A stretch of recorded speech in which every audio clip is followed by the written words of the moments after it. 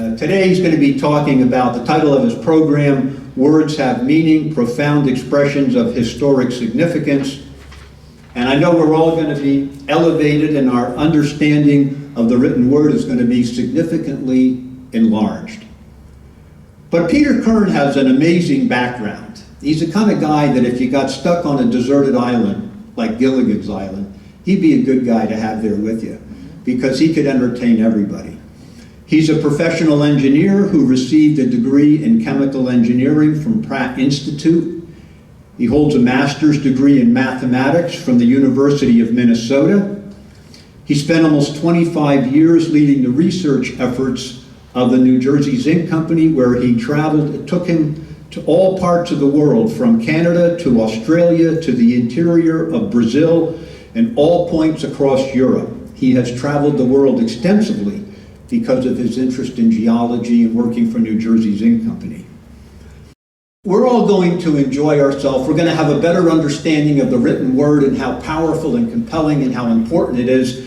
Maybe all of you can join me in welcoming Peter Kern, the personification of a Renaissance man. Peter, where are you? We're ready for you. This is the first one. First of all, I'm going to tell you a little bit. There are 25 keywords or key phrases, key expressions, parts of speeches that I chose for this particular event. Joe asked me to do a follow-up to the one on poetry, which I didn't think I could do. I really was, I felt that was about the culmination of my career as a public speaker. But he asked me to do one more, and I said, well, I'd do one on words have meaning, which is a rather broad subject, but I picked 25 particularly significant expressions or parts of speeches to talk about. I want to give you a little bit of background because I'm going to kind of zip through them. If I can get you out of here by 2:15 without too much difficulty, I will have done my job. But these, I could have chosen thousands of things to talk about, and these are not necessarily my favorites, but I think they are significant in terms of timing, and that's what I tried to do here. I tried to take it from around 500 BC up to the present, so that you get a taste of how things evolve over time. Now, is there anybody here who knows what this is from, by the way? You don't? Go, tell the Spartans, stranger passing by, that here, obedient to their laws, we lie. Who's seen the movie The 300? None of you. Oh, there's one back there. Okay. This is Simonides, part of Simonides' tribute to the 300 Spartans that held off 10,000 Persians at Thermopylae. Now, why is that significant?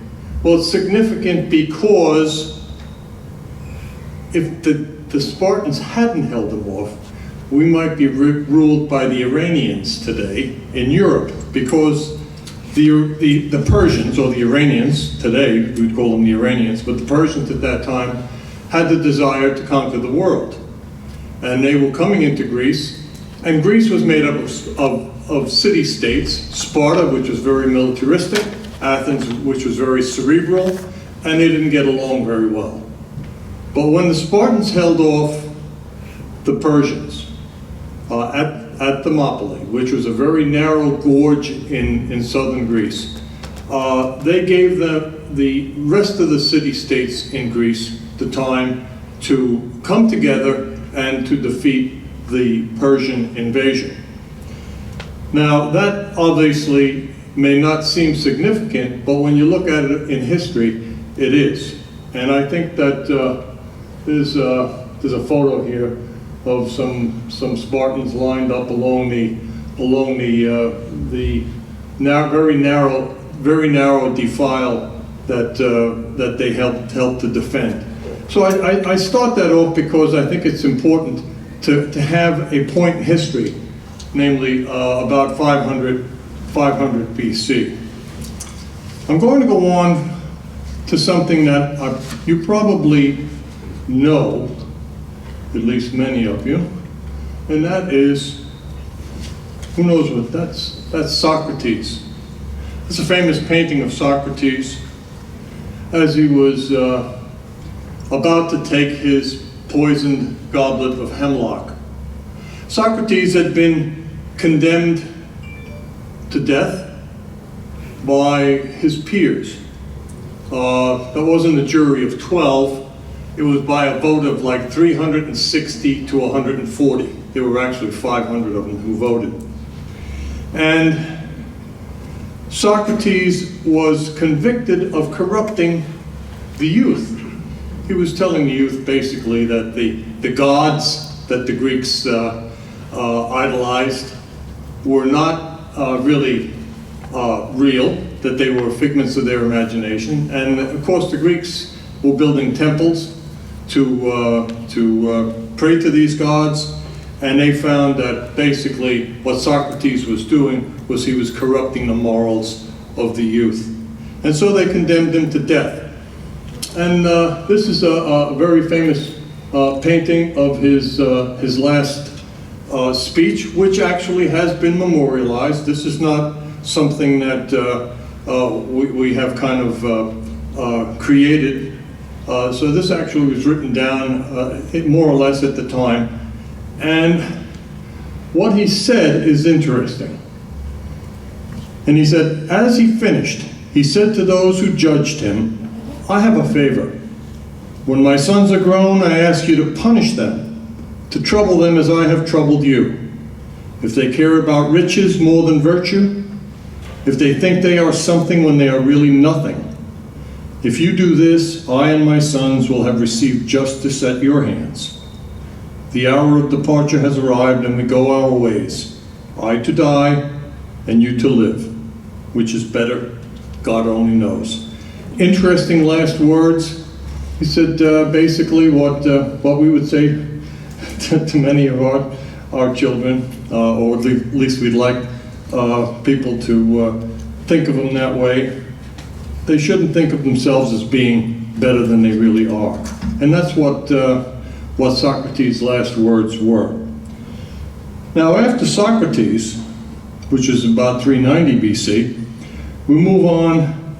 I'm going to try and go through these a little more quickly than I would have, since Joe chewed into my time. Archimedes. Archimedes. We've heard, probably many of us have heard of Archimedes' principle. What famous speech am I going to have of Archimedes? Now actually some of the speeches I have here are rather lengthy. But in this particular case, that's it. Okay? You get it. You get one word, eureka. Now, Archimedes was a brilliant scientist. He developed a pulley system where he actually launched a rather large ship from Sicily. He actually was a Greek, but he lived in Sicily. And he put together a series of pulleys, ropes and pulleys, and by using mechanical leverage, he was able to launch a ship with one man. They said it was impossible. He said, if you give me a lever long enough and a point on which to mount it, I can move the earth. Well, that's a little bit of an exaggeration, but it is true, because leverage is a remarkable thing, and he knew the advantage of it. He was asked by the king at that time. The king was very, shall I say, conscious of his role. He wanted a crown made by a goldsmith. So he gave the goldsmith a bar of gold and said, I want you to fashion me a very elegant crown, which the goldsmith did.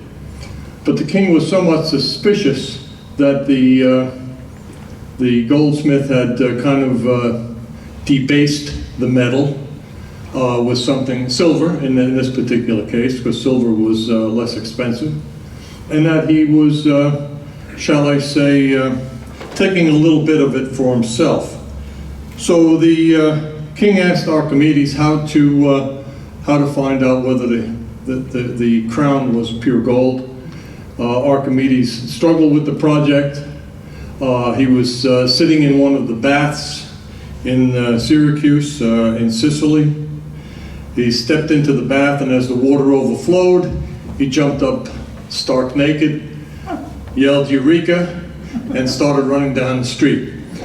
He had realized that his body was going to displace an equivalent amount of water. I'm not going to get into the Archimedes principle of buoyancy, but the point is that if he took the crown and submerged it in water, it would displace the volume of the crown. He could then weigh the crown.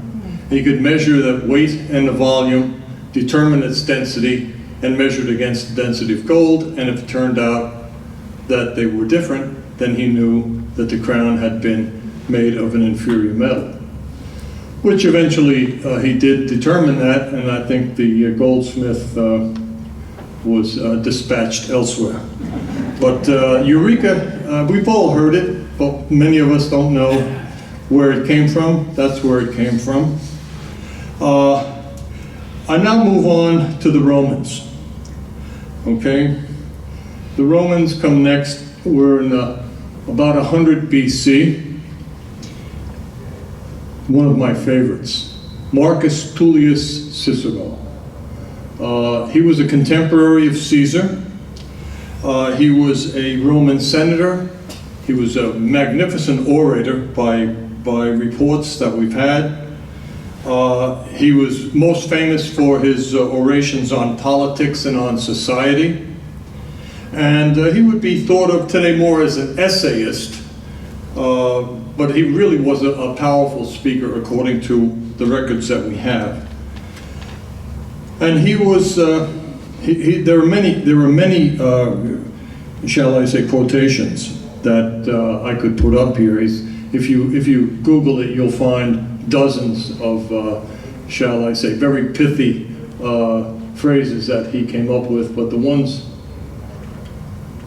ones I picked were, this one I picked particularly for Joe, because it's, to be ignorant of what occurred before you were born is to remain always a child, which says a lot about history and the importance of history.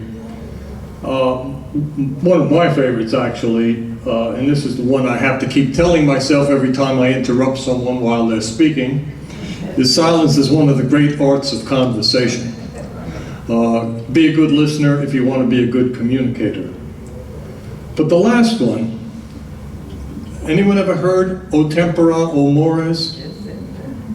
O tempora, O mores. He was in the Senate when one of his fellow senators who was plotting the overthrow of the government came in and took his seat in the Senate. A fellow by the name of Catiline. And actually Cicero wrote a very eloquent condemnation of Catiline. But somewhere in the beginning, he looks down at Catiline and he says, O tempora, O mores. O the times, O the customs. That's technically what it means. He says, what have we come to? What have we come to when a senator can come in, a senator who's plotting the overthrow of the government can actually come in and take his seat among us? And this is one of those words that we probably could use today when we look at our kids texting on their phones and not communicating any other way than by thumb. We could say, O tempora, O mores. What have we come to? That's a favorite of mine. Put that into your memory bank. Someday you'll find the opportunity to use that, and someone will say, oh, you're an educated person. You know what O tempora, O mores means. Moving on, and I have, again, I'm trying to catch up with my own time frame here. We go to Caesar, Julius Caesar. Next person. This is a photo actually of the Senate where just prior to Caesar's assassination. But Caesar was a great general. He was given an army. He was sent to Gaul. Anybody know? Gaul is really what we call, it's France, more like France and Northern Europe today. And he was up there for a period of 8-9 years with his army. And was very successful. He subjugated the tribes. And he wrote 8 volumes.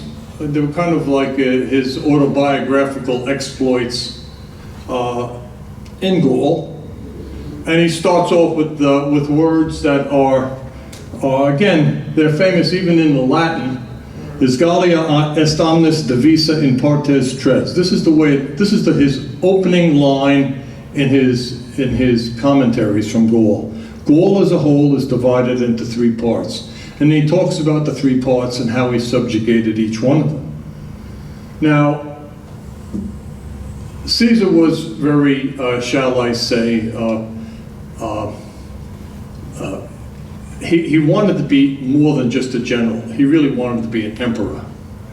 And he had this desire to get back to Rome, be welcomed into Rome as a conquering hero, and to take on the mantle that he thought he really deserved, and that was the mantle of emperor.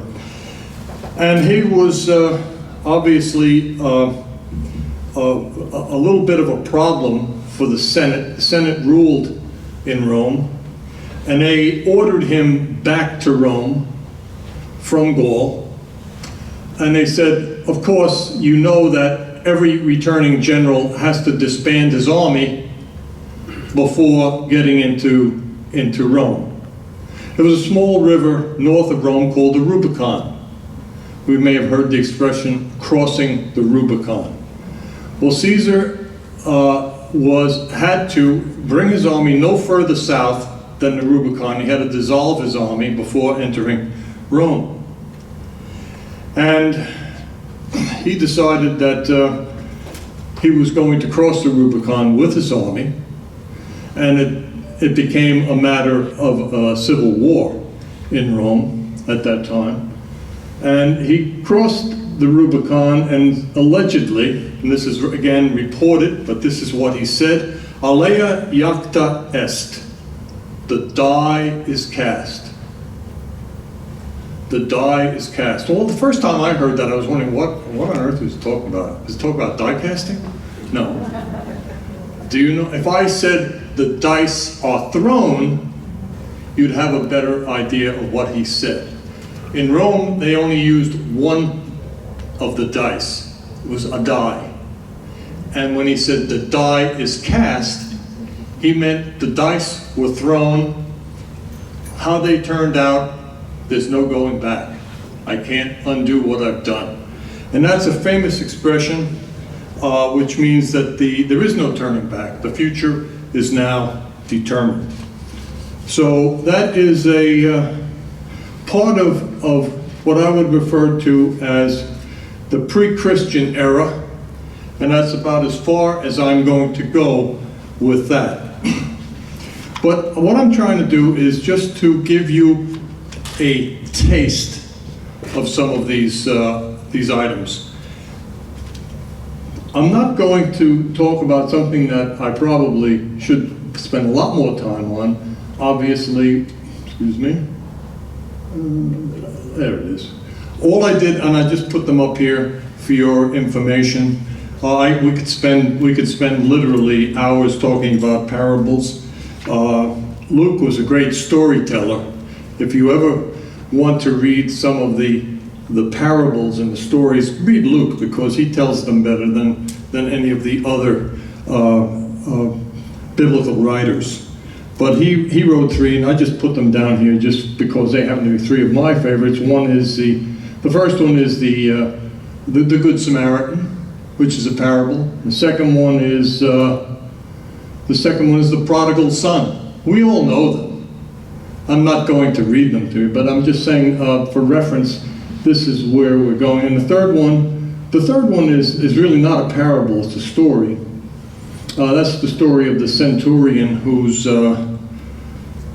slave was, his favorite servant was dying, not his slave, his favorite servant was dying. And he asked Jesus to come and cure him, but he would not allow him to enter his house. He said, I'm not worthy to allow you into my house. All you have to do is say the word and he'll be cured, which is a very interesting story. But these are three particular stories from Luke that I'm just going to mention. Again, I don't want this to be a lesson in Bible history. I'm trying to avoid that. But I do want to mention it because I think you have to have that connection between the pre-Christian era and the era following that. So how do we get from essentially Caesar, 40 BC, up to the present age? Well, a lot of people think of the Dark Ages in between, and they really weren't that dark. There was a great writer, wrote 40 volumes, highly esteemed by church people around the world, Catholics, Protestants, others, and that is St. Augustine. He lived in, he was a Roman, but he lived in occupied North Africa. He's considered one of the greatest minds, religious minds of the Christian era. Wrote over 40 volumes, as I said. It's often quoted.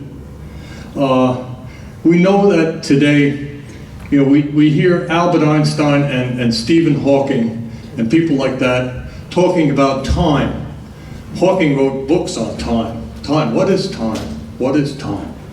Well, what is time? Augustine wrote, what then is time? I know what it is. If I want to explain it to someone, I cannot. It reminds me of Potter Stewart on the Supreme Court when they were trying to define obscenity.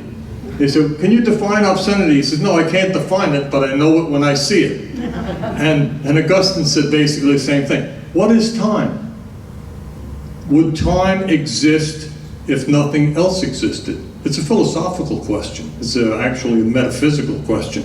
But Hawkins and Einstein have confronted this subject 1,500 years later.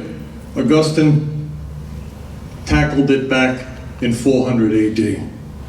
So I think that there is much that transpired early that led to, shall I say, has a thread all the way from 400 to 2000 today. Of course, I think this is also one that Joe would appreciate. The world is a book, and those who do not travel read only a page. He wasn't thinking, he didn't have any airplanes. Actually, ship travel was very limited, but he knew the importance of getting out. Of course, my favorite is the last one. My favorite is the last one. I don't know if you can read that one in the back, but it says, give me chastity and continence, but not yet. Not ready. He was a church man, but he was also a human being. And many of his writings, and you can go again. You can Google, and there are hundreds of very profound statements.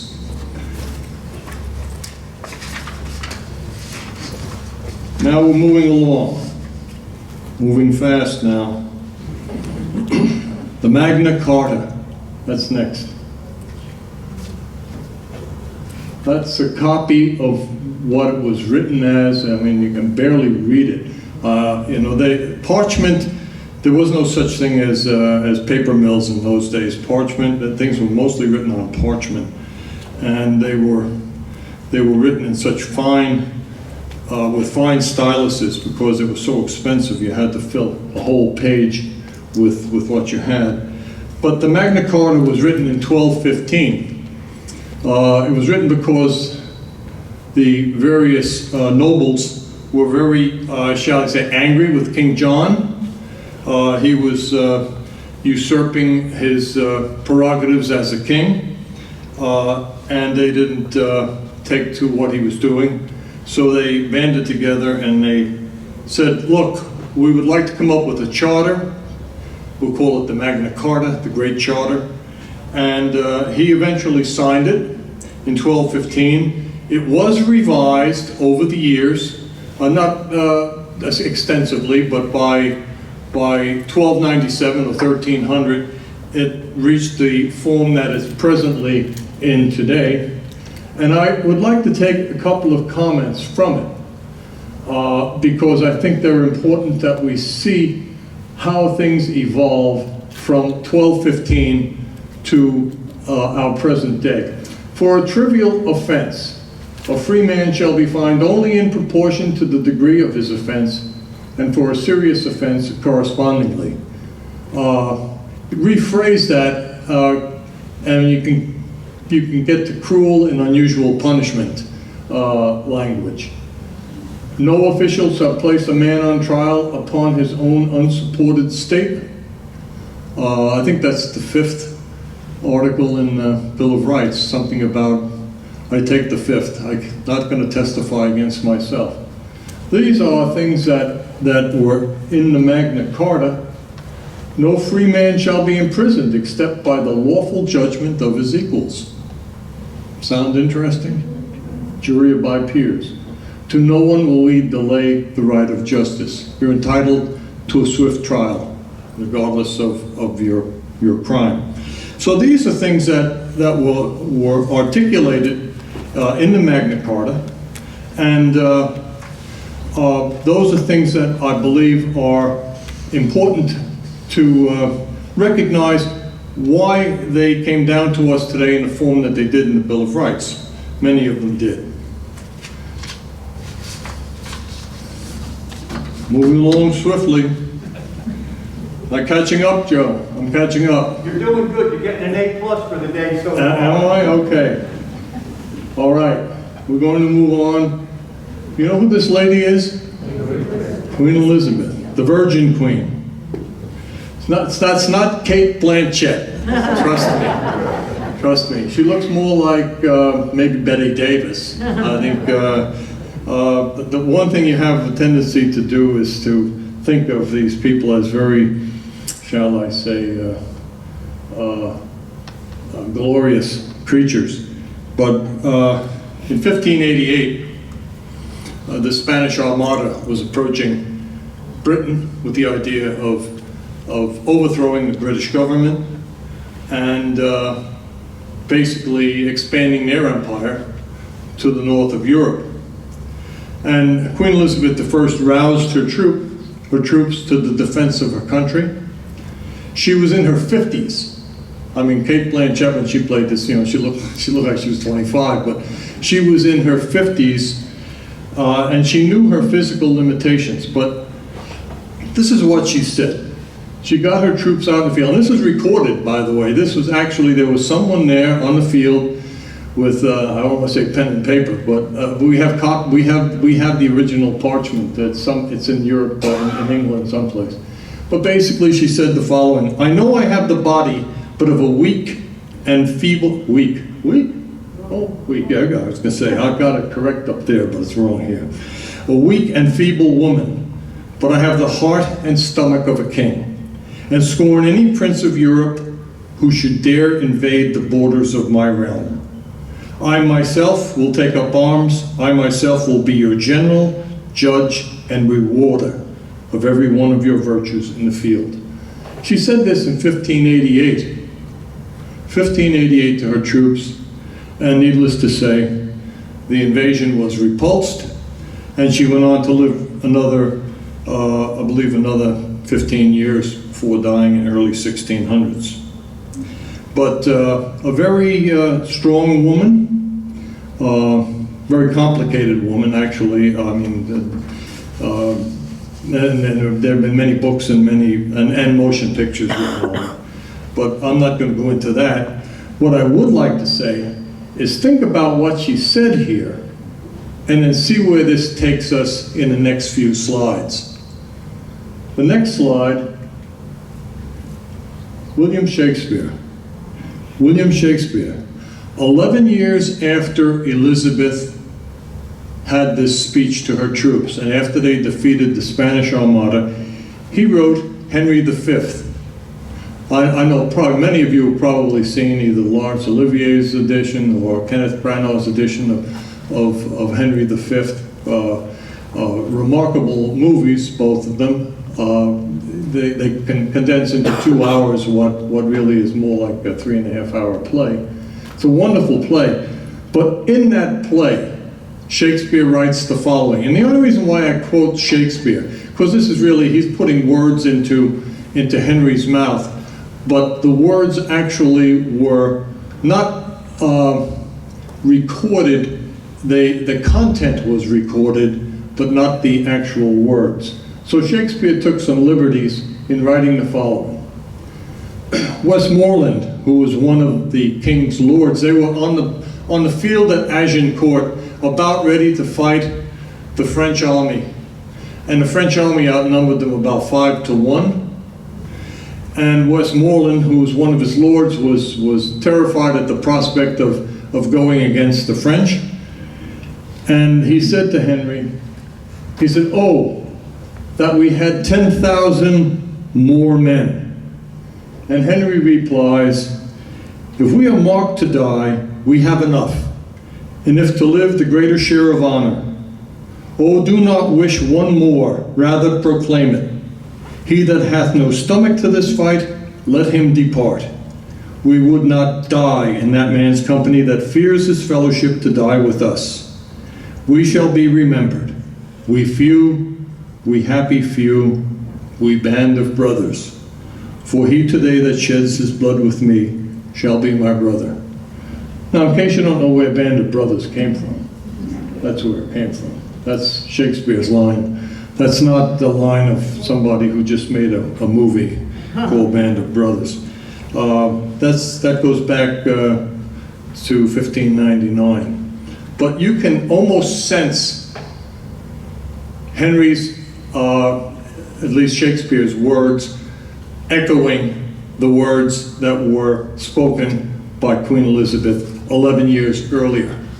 So he was rousing his men, even though that from a chronological standpoint, it wasn't something that occurred 11 years later. Shakespeare wrote it 11 years later, but I think he used that particular expression or feeling. Now I'm going to get again to another very long and eloquent speech. We're now into the 1600s. You're getting into the scientific era. You gotta remember, a lot of things are changing. You've got Kepler, you've got Galileo, you've got Copernicus, all of them questioning whether the Earth is the center of the universe. Galileo made some very important observations on gravitation. He really was the forerunner of what Newton eventually developed 50 years later in terms of gravitational understanding. And he also said that the Earth was not the center of the universe, that in fact the Earth rotated around the sun. This picture of Galileo, he died in 1642. Actually, he died in the year Newton was born, so there's kind of a connection between the two. They died, and then Newton was born within the year. But the point I'm getting at is he was brought before the tribunal in Rome. He was convicted of heresy, because this was contrary to what the teachings of the Bible were, at least according to the Catholic Church at that time. And he had to recant it. And he said, "Okay, if it'll satisfy you, I recant it." But on his way out, under his breath, He said, "Eppur se muove," still it moves. The earth still moves around the sun. He was forced to recant something that we know today is true. It was not until 1822 that his writings were removed from the index of banned books by the Catholic Church, and it was not until 1992 that the Vatican formally cleared him of wrongdoing. So it takes the wheels grind slowly, but they eventually grind, I guess. But again, I give you that one simply as a connector in time, and I'm going to move on to his successor, Galileo's successor, Sir Isaac Newton. Isaac Newton, when he was born, nobody thought he was going to live. He was a premature baby. He was probably, in today's terms, probably weighed maybe 3 pounds. And in those days, a 3-pound child was really one that did not have the ability to survive. Today, we certainly can deal with that, but not 300, 400 years ago. But Newton was not a great student originally, but he did, there was something there that eventually sparked his interest in science, in optics, in mechanics, in mathematics, and he went on to create what are today referred to as the laws of motion. And I'm only going to throw them up there, not because they're particularly profound statements from a political or a philosophical standpoint, but they are profound statements from a scientific standpoint. A body remains at rest or moves in uniform motion in a straight line unless it is compelled to change that state by forces impressed upon it. We have a word for that, it's called inertia. In other words, if a body is at rest, it will stay at rest. If a body is moving unidirectionally in one line, it will move in that direction unless somebody changes it, unless somebody imposes a force upon it. But that was a statement that was very much in the forefront of the development of his theory of gravitation. Then he said the force on an object is equal to its mass times the acceleration. Force equals ma. We've probably heard that expression time and time again. And the last one is for every action, there is an equal and opposite reaction. All you have to do is look at 2 pool balls on a pool table. One hits another one. One can come to a complete stop and the other one can take off and go in the same direction that happened. That's the conservation of momentum, which again, very important. I'm not going to get into it. I happen to be very interested in those because of my scientific background. But I do that as a connector, again, to get from Galileo to Newton, and eventually we'll go on from there. I want to get to Einstein eventually, if Joe had given me enough time. So I was supposed to be finished at 2 o'clock. No, I'm moving along, Joe. I'm moving along, Joe. People are intellectuals, they want this. Okay, all right, folks.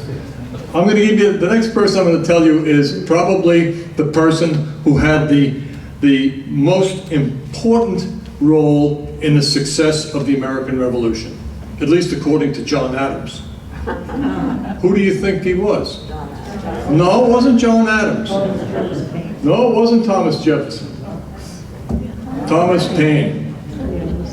John Adams said he probably had the greatest impact on the success of the American Revolution. Why? Because he wrote. He wrote words. And what were his words? Actually, he was strongly influenced by Ben Franklin, who helped him to immigrate to the colonies. So everybody was an immigrant. Everyone was an immigrant back in the 1770s. He served with Washington. He observed the privation at Valley Forge. He published an essay under the name Common Sense. He drafted the preamble to the Pennsylvania Abolition Act that freed 6,000 slaves. Pennsylvania, if anybody thinks that Pennsylvania was not a slave state, they ought to read their history. Pennsylvania was one of the most shall I say, one of the biggest irritants to the free slavery movement. He supported the French Revolution, which kind of got him into some trouble. But he was a prolific writer, and I would like you to see what he wrote and see if it sounds familiar. These are the times that try men's souls. The summer soldier and the sunshine patriot will, in this crisis, shrink from the service of their country. But he that stands by it now deserves the love and thanks of man and woman. Tyranny, like hell, is not easily conquered. Yet we have the consolation in us that the harder the conflict, the more glorious the triumph. Henry V, all over again. What we obtain too cheap, we esteem too lightly. It is dearness only that gives everything its value. If you don't think that Thomas Paine read Shakespeare, read this and read Henry V's speech, and you'll say, boy, he literally, he rephrased it, and he did it for his own purposes. But he wrote like this. He was a prolific writer, a wonderful writer, and he had a great influence on the outcome of the Revolutionary War, because there were a lot of people who didn't want that war to continue, just as there were a lot of people who didn't want the Civil War to continue. The Bill of Rights. I'm sorry that the top is probably too small for you to read, but I will read it for you. Nor shall any person be compelled to be a witness against himself. Again, I take the fifth. Nor shall private property be taken for public use without just compensation. Nor shall cruel and unusual punishments be inflicted. Those were literally taken right out of the Magna Carta, rephrased to bring them up to date 500 years later. Because these were written in 1789, the Magna Carta was written in 1215. So you can see there were language changes, but the essence of them was the same. Now, you should, we all talk about the Bill of Rights, we talk about the Second Amendment being the right to bear arms, well, and the First Amendment being, the freedom of speech, among other things. But actually, the first two articles of the Bill of Rights were never passed. Well, the first one was never passed, and that was the size of Congress. Thank goodness it was not, because if the First article in the Bill of Rights had been passed, we'd have 6,000 members in Congress today, because it determined the number of congressional representatives based on population, and thank goodness they didn't do that. The second one was pay of congressmen or congresspeople, congresspersons. It took 203 years to pass that. It was ratified as the 27th Amendment. So eventually that one was adopted, and basically it says that there has to be an intervening congressional election before any changes in salary. I want to move on quickly.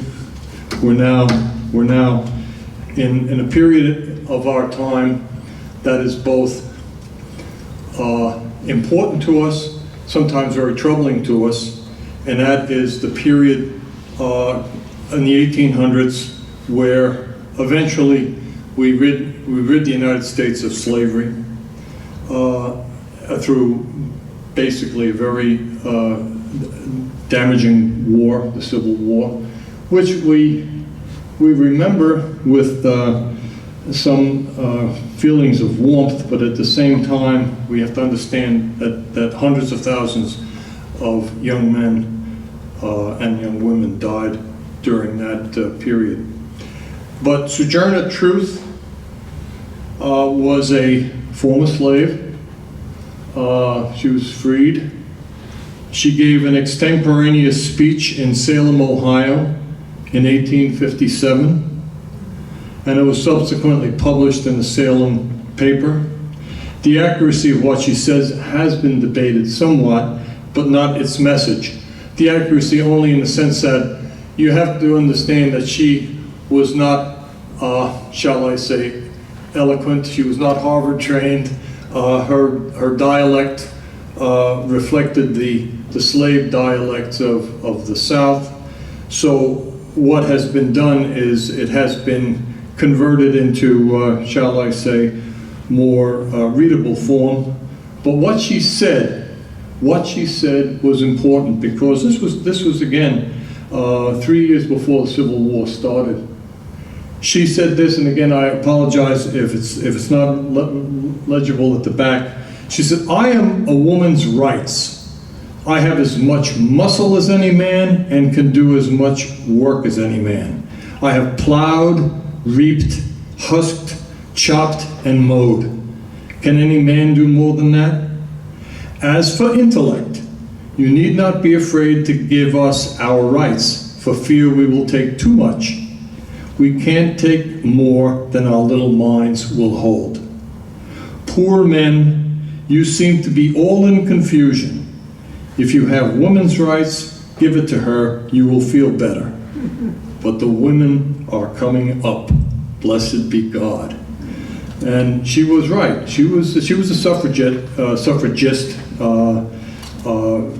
before her time, but very important role, and very important in terms of the Civil War, which is going to follow shortly thereafter. Now, we've all heard 77 years ago. Oops, Francis Harper. Sorry, Francis. Francis, I'm sorry. Francis, my mistake. Francis, poet, teacher, public speaker. Again, there's a problem that I have right here is a lot of these overlap each other right about this point. Francis Harper, she was a poet, a teacher, public speaker, suffragist. She was born in Baltimore. She helped escaped slaves along the Underground Railroad. She basically said slavery is dead, but the spirit that animated it still lives. And she said this years later, and it's true even today. She said this in 1866, and this is probably one of her biggest quotes. "We are all bound up together in one great bundle of humanity, and society cannot trample on the weakest and feeblest of its members without receiving the curse in its own soul. Society cannot afford to neglect the enlightenment of any class of its members." You know, you think about these things, you know, and you read them, and you say, you know, we could be saying that today.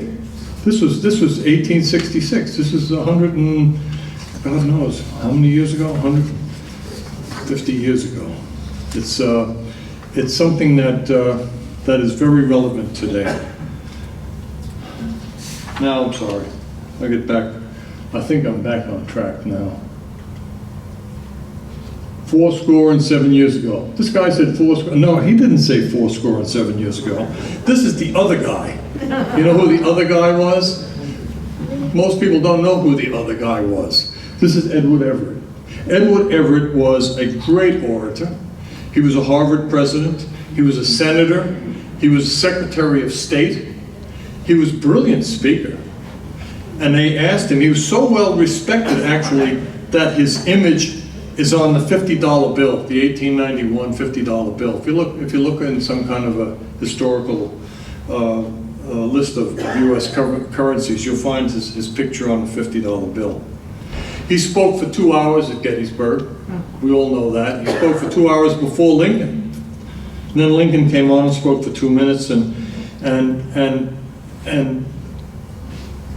Edward Everett basically said, I wish I had come to the essence of my speech in 2 hours as quickly as you had come in 2 minutes.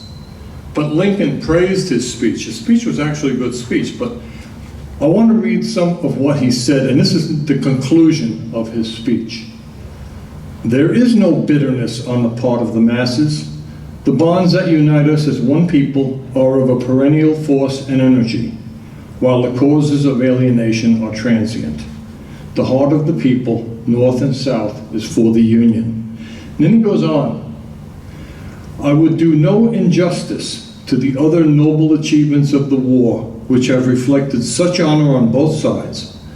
But they, I am sure, will join in saying that whenever accounts of this great warfare are read, down to the latest period of recorded time, there will be no brighter page in the glorious annals of our common country than that which relates the battles of Gettysburg. And he was very, that was a very profound statement, and he was right. I mean, when we think of the Civil War, the first thing that comes to your mind is Gettysburg. So, one more. We're almost there. We're almost there. Ida Wells. Ida Wells was a journalist. She was a co-founder of the NAACP. She spent much of her life investigating and documenting lynchings in the United States. And she gave this speech, she gave a speech at the first conference of the NAACP. It's hard to believe that we're talking about over 4,000 lynchings. I mean, if that happened today, we would be, you know, offended enormously. Why is mob murder permitted by a Christian nation? What is the cause of this awful slaughter? The only certain remedy is an appeal to law. Lawbreakers must be made to know that human life is sacred, and that every citizen of this country is first a citizen of the United States, and secondly, a citizen of the state in which he belongs. Lynching is a blight upon our nation, mocking our laws, disgracing our Christianity. This was written in 1909. That's 110 years ago. Relevant today, and in different form. Different form. You know who that is. We all know who that is. And he was not universally liked. Churchill was not universally liked. In fact, he was thought to be something of a loose cannon. But he had, and what his predecessors at number 10 Downing Street didn't have, was an incomparable ability to galvanize a country. He was asked to form a government in May 1940 at the darkest hour. In fact, if you know, there are movies made on Dunkirk, also the darkest hour, when continental Europe was literally crumbling. His naysayers recommended him to King George VI, fully expecting him to take the blame for England's fall thereafter. And what he did was, he said, okay, he said, I'll take the job. I'll take the job. But I will tell you right now he's going to say, he gave three of what I consider to be important speeches. And if you don't think he read Shakespeare, listen to these words. I say to the house, I have nothing to offer, but blood, toil, tears, and sweat. We have before us many, many months of struggle and suffering. What is our aim? In one word, it is victory. Victory at all costs, victory in spite of all terrors, victory, however hard and long the road may be, for without victory, there is no survival. Now he said that was before they evacuated Dunkirk. Now as they were beginning the evacuation of Dunkirk, he said this one, which everybody has heard. If they've seen the movies, they've heard it over and over again, and I don't want to belabor it, but it's so good that you really have to hear it. We shall go on to the end. We shall fight in France. We shall fight on the seas and oceans. We shall fight with growing confidence and growing strength in the air. We shall defend our island, whatever the cost may be. We shall fight on the beaches. We shall fight on the landing grounds. We shall fight in the fields and in the streets. We shall fight in the hills. We shall never surrender. Now, if you've heard that over and over again, you know exactly where it came from. That's Dunkirk. That's Dunkirk. And the last one I'm going to put up of Churchill is this one. Never in the field of human conflict was so much owed by so many to so few. Anybody know what he was referring to? Pardon? The RAF. What is the RAF? Royal Air Force. He was referring to the fighters who literally were defending England against the constant overnight bombing of London. And he said that, he talked also actually about about those who were flying in the opposite direction against Germany. But what he was really referring to was that group. There were very few of them. And of course, we weren't in the war yet. And this was still 1940. We were not in the war. So,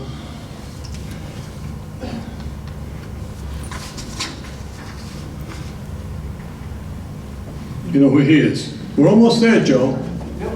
Getting very close, very close. Albert Einstein. Albert Einstein. What's Albert Einstein famous for? We think he's famous for E equals MC squared. We think he's famous for the theory of relativity. Actually, what I think is one of his finest hour was in 1940, when he addressed the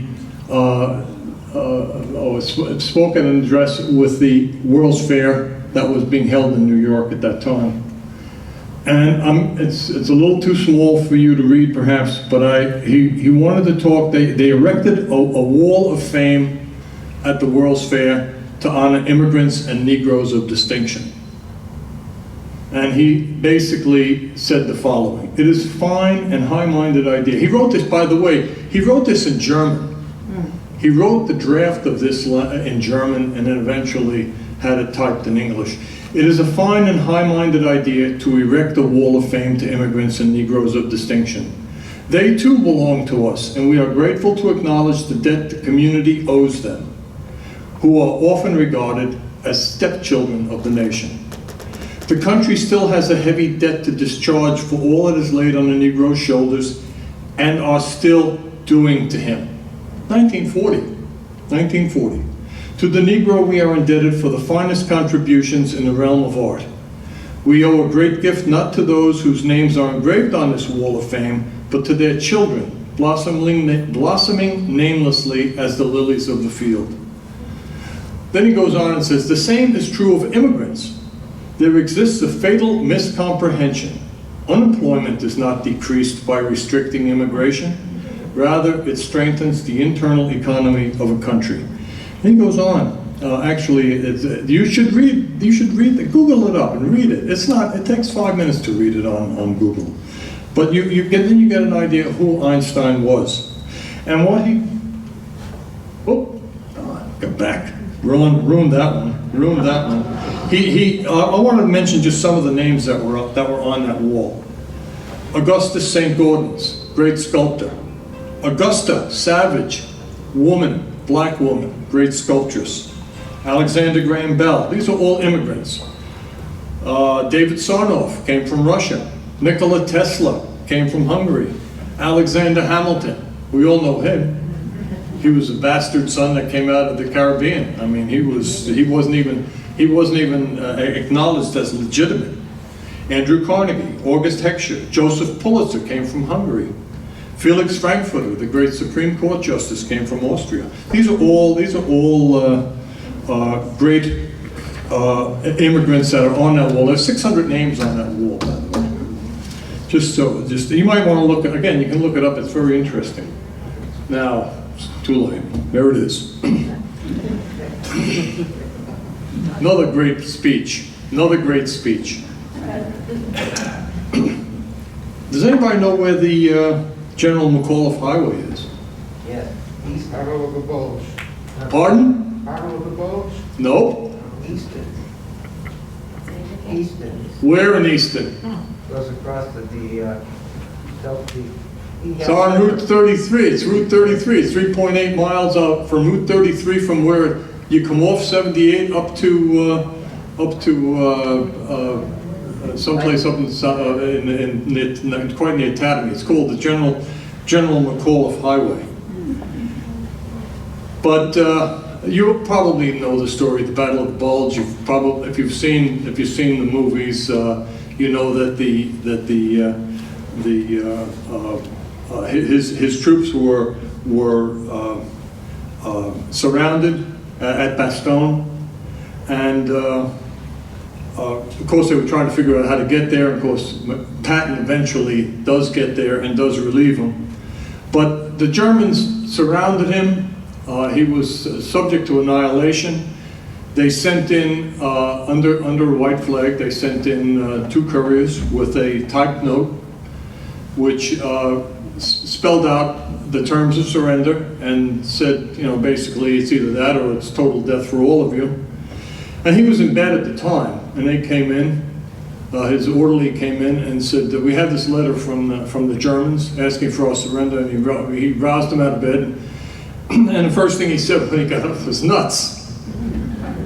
So when he asked his staff how he should reply, and they said, why not? So he sent back the reply, nuts. Of course, the Germans had no idea what he was talking about. But it's a word that's kind of gotten a life of its own. You go online and Google it. All you have to do is Google nuts, and you're going to wind up, before you even get cashews or filberts or anything else, you're going to get General McAuliffe's words. But I just thought I would throw that one in, a little levity there. But you don't have to be eloquent to get your point across. Dwight David Eisenhower. Controversial in a way. Of course, not everybody agrees with him, but or what he did. He was actually he served as chief of staff after the war. He was obviously the head in Europe. He was the head of all the forces. He served as president of Columbia University for 5 years, from 1948 to 1953. And he was courted by both the Democrats and the Republicans for the election they wanted him to run. He decided eventually to run as a Republican, and some of his statements are never really fully appreciated, in my opinion, because they're not read. And this was pre-television. The television era hadn't really started. It was 1953. This was 3 months after he was inaugurated. He said this: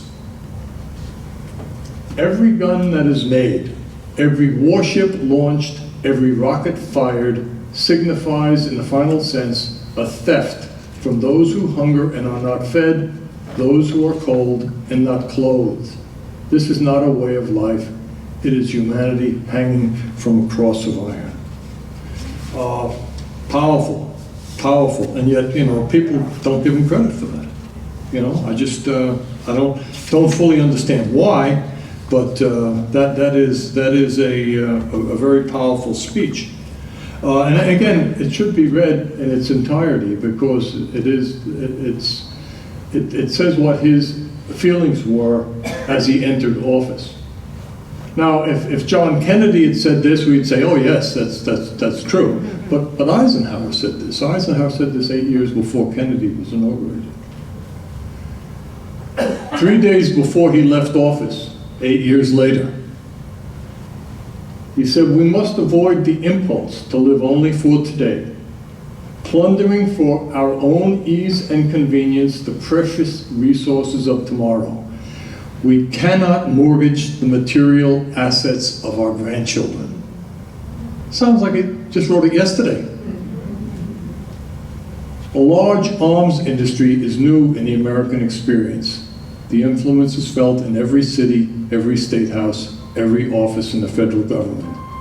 We must guard against the acquisition of unwarranted influence, whether sought or unsought, by the military-industrial complex. That's what he's most famous for. The second part is what he's most famous for. It's the first part that I think is very often unappreciated, what he said about mortgaging the material assets of our grandchildren.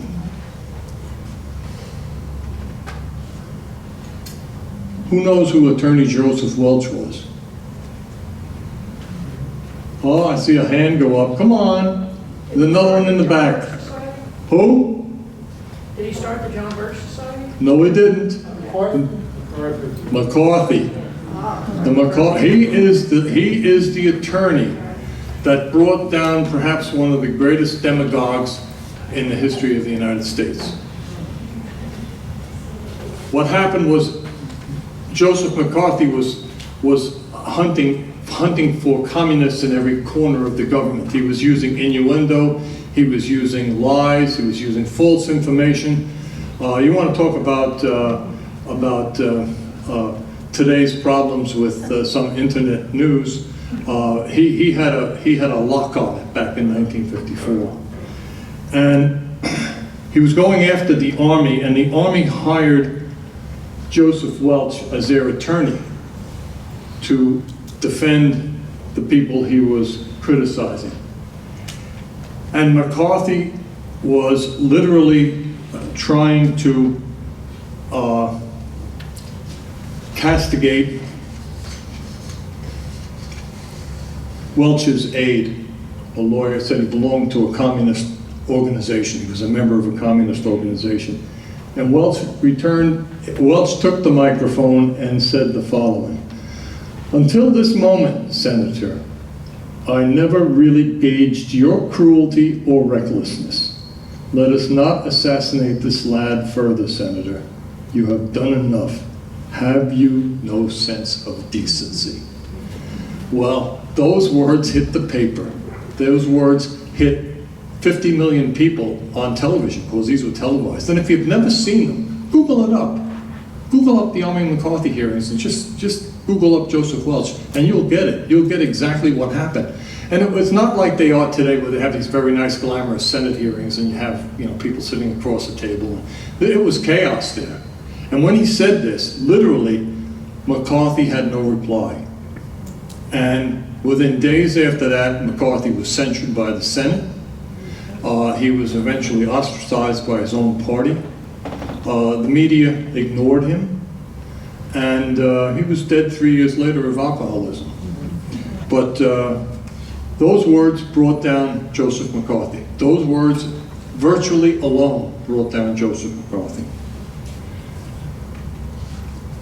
I'm going to conclude, Joe. I'm 15 minutes late on my time, 10 minutes late on my time. I said an hour, it's going to be an hour and 10 minutes. Okay, all right. Anna Quinlan. I'm going to tidy it up simply because it's an interesting connection. Anna Quinlan was asked in 1999, she was a Pulitzer Prize winner, by the way. She was a remarkable writer. She wrote a dozen novels, a dozen nonfiction books, and almost a dozen novels. She was a terrific writer. She won a Pulitzer Prize for commentary. She wrote for, originally started with the New York Post and then moved uptown to the New York Times. She wrote for the New York Times for about, I think about 17 years. She was asked to give a speech. She was Catholic by her religious convictions. She was a Catholic, and she was asked to give a speech at Villanova University. Now, Villanova, believe it or not, is an Augustinian Catholic school, going back to St. Augustine. And I always found it ironic. She was asked to address the class that graduated in June '99. There was an uproar among some group of students who did not like her attitude towards, shall I say, the abortion issue, which was really choice. The pro-choice, she was a pro-choice advocate, and they literally caused her to have to decline and not appear. But her words did get to the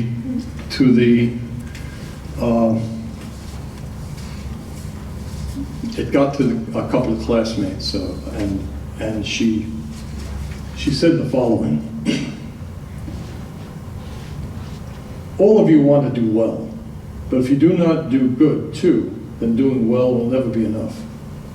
It is so easy to waste our lives, our days, our hours, our minutes. It is so easy to exist instead of live. Love the journey, not the destination. Consider the lilies of the field. Look at the fuzz on a baby's ear. Read in the backyard with the sun on your face. Just keep your eyes and ears open. The classroom is everywhere. No man ever said on his deathbed, 'I wish I had spent more time at the office.' No one has ever said, 'I wish I had spent more time at the office.'" I found one of my best teachers on the boardwalk at Coney Island. It was December and I was doing a story about how the homeless survive in the winter months. He and I sat on the edge of the wooden supports, dangling our feet over the side. He told me about his schedule, panhandling when the crowds were gone, sleeping in a church when the temperature went below freezing, hiding from the police. But most of the time, he stayed on the boardwalk, facing the water, even when it got cold. I asked him why. Why didn't he go to one of the shelters? He just stared at the ocean and said, "Look at the view, young lady. Look at the view." Every day, in some little way, I try to do what he said. I try to look at the view. Words of wisdom from a man with not a dime in his pocket, no place to go, nowhere to be. Look at the view. You'll never be disappointed.